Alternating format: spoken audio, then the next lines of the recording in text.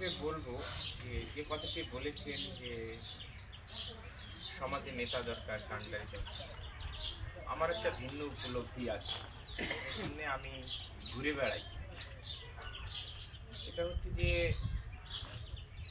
আগের দিনে আগের যে সমাজ ছিল, সেই সমাজে মানুষের প্রতি মানুষের যে বিশ্বাস, যে আস্থা ছিল, বেশি দিন আগের কথা না, 56 বছর আগে আমার পিতৃব্য বীরেন্দ্রনাথ বিশ্বাস যখন নেতৃত্ব দিয়েছিলেন, তখনও মানুষের মধ্যে যে বিশ্বাস, যে আস্থা ছিল, যে সম্পর্কের বাঁধনটা ছিল, সেই বাঁধনটা অনেকটা শিথিল হয়ে গেছে। বলে এই বাস্তবতা অস্বীকার করে আমরা যদি মনে করি যে একজন মানুষ এসে নেতৃত্ব দেবে, সবাই তার নেতৃত্ব মেনে নেবে এবং জাতি উদ্ধার হবে, সেটা বোধহয় আমার দিকে আর সম্ভব না। এত মিথ্যা, এত অন্যায়, এত অবিচার, এত শোষণ, এত বঞ্চনা এই সমাজে শিকড় গেড়েছে যে মানুষ নিজেকেই বিশ্বাস করে না, আত্মবিশ্বাস হারিয়ে ফেলেছে। সেইখানে আমার ছোট্ট একটি নিবেদন যে এই সময়ে যে কথা হয়তো অনেক আগে সকলে বলেছিল যে কলির যুগে সঙ্গশক্তি বড় শক্তি, ব্যক্তির উপর নির্ভর না করে, আমার উপর নির্ভর না করে আমরা যদি সংঘ শক্তি গড়ে তুলতে পারি, তাহলেই আমরা আমাদের অস্তিত্ব বজায় রাখতে পারব। সেই সংঘ শক্তি গড়ে তোলার জন্যই গুরুচাঁদ ঠাকুর বলেছিলেন, যার দল নাই তার বল নাই। তিনি তো বুঝতে পেরেছিলেন যে পৃথিবীতে আমি একদিন না একদিন পৃথিবীর থেকে চলে যাব, মহাপ্রয়াণ ঘটবে আমার, কিন্তু তারপরে কি হবে এই সমাজে? এই সমাজকে সংগঠিত করার জন্য, এই সমাজের মুক্তির জন্য, এই সমাজের শোষণ বঞ্চনার অবসানের জন্য তারা একটি আদর্শ রেখে গেছেন। সেই আদর্শ এমন আদর্শ, পৃথিবীর খুব কম জনগোষ্ঠী, পৃথিবীতে তো 800 কোটি জনগোষ্ঠী হয়ে গেছে,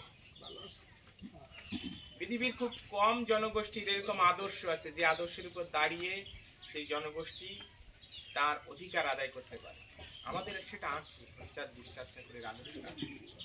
কিন্তু সেই আদর্শটাকে সামনে রেখে যদি আমরা সংঘ শক্তি গড়ে না তুলতে পারি, যদি আমরা দল গড়ে না তুলতে পারি, যদি আমরা এই সমস্ত সমাজকে ঐক্যবদ্ধ করতে না পারি, তাহলে আমাদের কথার কথা থেকে যাবে। এখানে সুব্রত ঠাকুরের কথা এসছে, আমাদের অত্যন্ত প্রাণের মানুষ, আমরা সবসময় তার সাথে যোগাযোগ রাখি।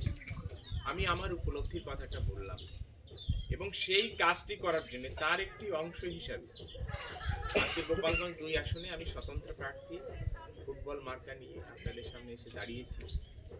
যে এই নির্বাচনের সময় অন্য কোনো কথা, অন্য কোনো প্রসঙ্গ মানুষ শুনবে না।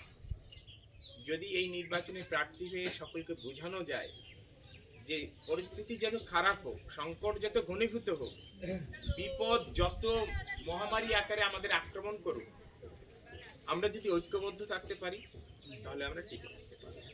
এই পৃথিবীতে এমন এর চাইতে অনেক বড় সংকট এসেছে, আমাদের সামনে যে সংকট, তার চাইতে অনেক বড় সংকট এই পৃথিবীতে এসছে, অনেক জনগোষ্ঠীর জীবনে এসছে। কিন্তু সেই জনগোষ্ঠী নিজেরা ঐক্যবদ্ধ থেকে সেই সংকট মোকাবেলা করছে।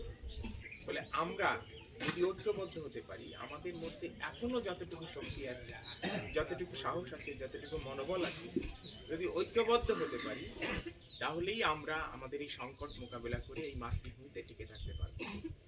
দেখেন, আমি উদাহরণ হিসেবে বলছি, আমার কথা বলছি না। যখন আমি কথাগুলো ভাবতে শুরু করি ঢাকায়, তখন অনেকেই অনেক রকম বিপদের কথা বলেছি এবং আমরা অনেক বিকল্প প্রার্থীর কথা বলেছি, কিন্তু আমরা শেষ পর্যন্ত আমাকে মাঠে নামতে হয়েছে সেই সংকট, সেই সংখ্যাগুলো মাথায় নিয়ে, আশঙ্কাগুলো মাথায় রেখে নামতে। আমি এই কথা বলে শেষ করছি। বলে আমি আজকে 36 দিন মাঠে আছি, আমি যদি সাহস করে মনোবল না নিয়ে এখানে না আসতাম, তাহলে তো আজকে এই পরিবেশ হতো। আজকে আমি গ্রামে গ্রামে গিয়ে ঐক্যের বার্তা বলতে পারতাম। ফলে মনোবলটা প্রথম, একটা কাজ করতে হলে, একটা লক্ষ্যে পৌঁছাতে হলে প্রথম আমাকে বিশ্বাস করতে হবে আমি এই কাজটি করতে পারবো। আমার এই মনোবল থাকার দরকার।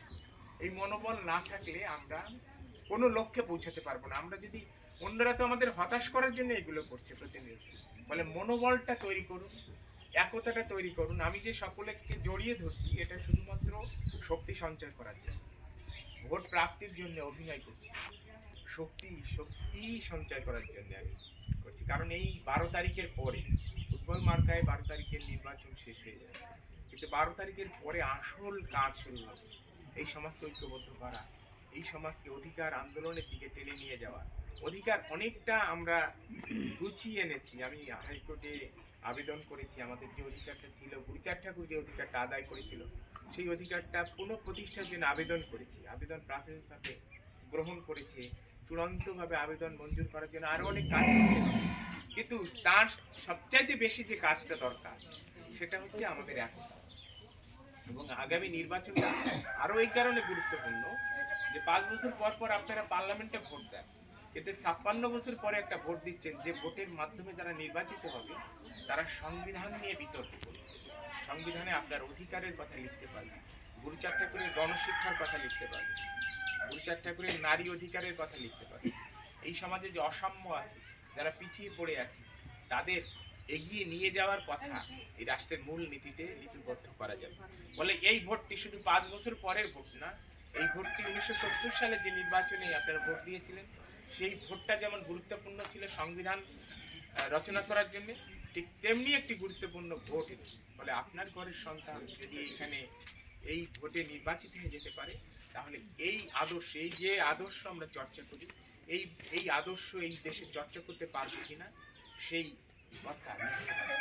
ফলে সেই জায়গা থেকে আপনার ঘরের সন্তানকে আপনি আগামী নির্বাচনে ভোট দেবেন কি দেবেন না, আমি হচ্ছে উপলক্ষ, আমি লক্ষ্য না। আমার নামটা লিখতে হয়, কারুর না কারুর নাম লিখতে হতো, এই সমাজের কারুর না কারুর নাম ওখানে লিখতে হতো। আমি ভাগ্যবান যে আমার নামটা এবার ওখানে লিখেছি। আমি এই সমাজের একজন প্রার্থী, এই সমাজের পক্ষে আমি প্রার্থী হয়েছি।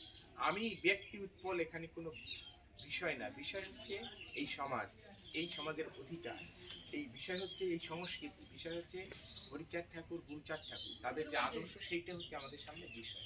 ফলে সেই উপলক্ষটাকে আপনারা লক্ষ্যে রূপান্তরিত করে সকলে এগিয়ে যান। এই বাড়ি আমার বড় বোনের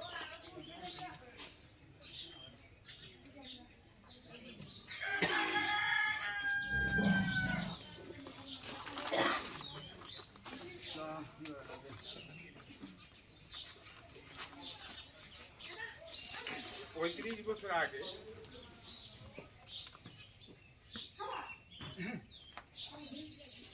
এই বাড়িতে আমার বড় বোন গৃহবধূ আপনাদের সাথে আমাদের সম্পর্ক, এই বাড়ির সম্পর্ক, এটি বলে বোঝানো যাবে না। সকলে এত ভালোবাসে, এত পথে ঘাটে দেখা হলে এমন ভাবে কথা বলে, আমি আসতে পারি না, আসতে পারি না, কইতে জিজ্ঞেস করে অধিকার বোঝে। আমি আসলে সমাজের জন্য উৎসর্গকৃত, সমাজের কাজ করার জন্য। ওকালতিটা আমার পেশা, কিন্তু আমি সবসময় সার্বক্ষণিকভাবে সমাজের চিন্তা করি, সমাজের কিভাবে কল্যাণ করা যায়, কিভাবে এই সমাজের অধিকার আদায় করা যায়, সেই চিন্তা করি বলেই হয়তো বেশি সময় দিতে পারি না। আমার অপরাধ, ক্ষমা করবেন, আমাকে আপনারা মুক্ত করে দেন, আমি সমাজের জন্য কাজ করি, এই আশীর্বাদ করি।